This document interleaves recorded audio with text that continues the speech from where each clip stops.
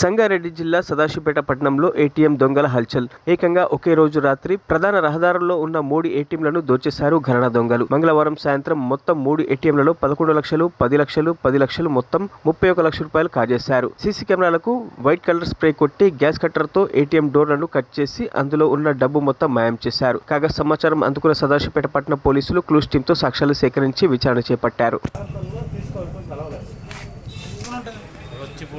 Open ఉంటుంది కానీ వాడు చేసుకునేటప్పుడు షట్టర్ మూసేసి చేసుకుంటాడు.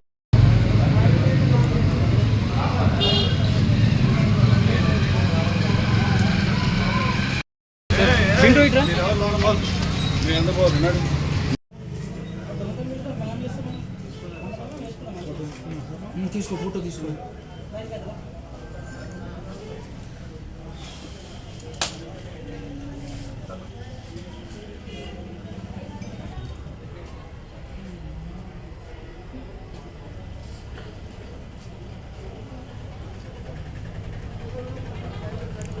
సేమ్ కటింగ్ చేస్తే చూడు కొడుతుంది.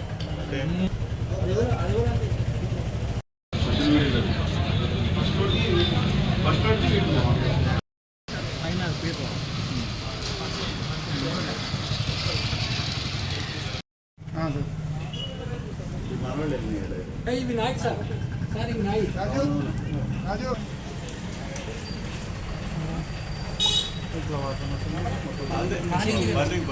మరిన్ని అప్డేట్స్ కోసం మా ఛానల్ని సబ్స్క్రైబ్ చేయండి.